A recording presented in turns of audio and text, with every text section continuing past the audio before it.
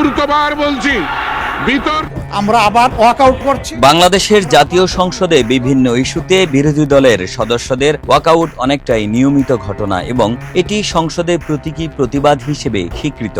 সংসদে কোনো বিষয় নিয়ে প্রতিবাদ জানাতে বিরোধী দল বা কোনো সদস্য ইচ্ছাকৃতভাবে অধিবেশন কক্ষ ত্যাগ করলে তাকে ওয়াকআউট বলা হয়। এটি সংসদীয় প্রথা ও রাজনৈতিক প্রতিবাদের একটি গণতান্ত্রিক মাধ্যম।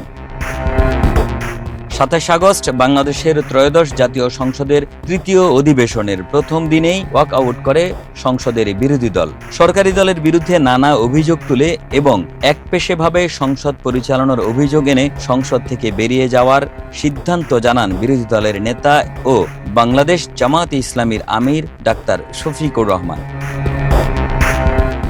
এর আগে বর্তমান ত্রয়োদশ সংসদের বিরোধী জোট ওয়াকআউট করে। আওয়ামী লীগ সরকারের সময়ে নির্বাচিত রাষ্ট্রপতি শাহাবুদ্দিন চুপ্পুকে ভাষণ দেওয়ার সুযোগ না দেওয়ার দাবি জানিয়েছিলেন জামায়াতে ইসলামী ও এনসিপি সহ বিরোধী জোট। সরকারি দল বিএনপি তাতে সায় না দেওয়ায় তৎকালীন রাষ্ট্রপতি চুপ্পুর ভাষণ শুরুর আগে সংসদ থেকে ওয়াকআউট করেছিল জামায়াতে ইসলামী ও এনসিপি। প্রশ্ন হলো, বাংলাদেশের স্বাধীনতার পর জাতীয় সংসদের ইতিহাসে প্রথম ওয়াকআউট কে বা কোন দল করেছিল এবং কেন করেছিল? স্বাধীন বাংলাদেশে প্রথম জাতীয় সংসদ নির্বাচন হয়েছিল 1973 সালের 7ই মার্চ। ওই নির্বাচনে আওয়ামী লীগ জয়লাভ করে। সংসদের 300 আসনের মধ্যে 293টিতেই জয়ী হয়েছিল আওয়ামী লীগের দলীয় প্রার্থীরা। আর এর বাইরে জাসদ একটি, বাংলাদেশ জাতীয় লীগ একটি আসনে এবং 5টি আসনে স্বতন্ত্র প্রার্থীরা জয় পেয়েছিলেন। ওই সংসদের প্রথম অধিবেশন বসেছিল 1973 সালের 7ই এপ্রিল। বিরোধী পক্ষে পর্যাপ্ত সংখ্যক সদস্য না থাকায় ওই সংসদে প্রথাগত স্বীকৃত বিরোধী দল ছিল না। ওই সংসদেরই চতুর্থ অধিবেশনে প্রথম ওয়াকআউটের ঘটনাটি ঘটেছিল।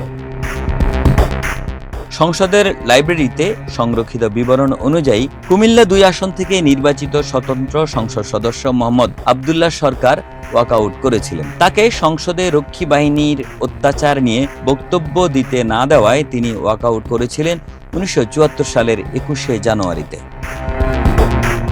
এছাড়া পঞ্চম, সপ্তম, অষ্টম, নবম প্রতিটি সংসদেই ওয়াকআউটের ঘটনা ছিল।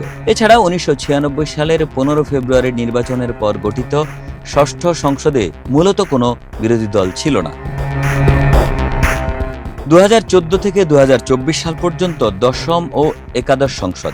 এই সময়ে সংসদীয় রাজনীতিতে বড় পরিবর্তন আসে। জাতীয় পার্টি গৃহপালিত বিরোধী দল হিসেবে পরিচিতি পায়। একাদশ সংসদে বিএনপির অল্প কয়েকজন সংসদ সদস্য যোগ দিলেও তারা পরে পদত্যাগ করেন। জাতীয় পার্টি বিরোধী দল হিসেবে থাকলেও তাদের ওয়াকআউট ছিল খুবই বিরল এবং মূলত লোক দেখানো। 24 সালের নির্বাচনে আওয়ামী লীগ টানা চতুর্থবার ক্ষমতায় আসে। গঠিত হয় দ্বাদশ সংসদ। এই সংসদে জাতীয় পার্টি প্রধান বিরোধী দল।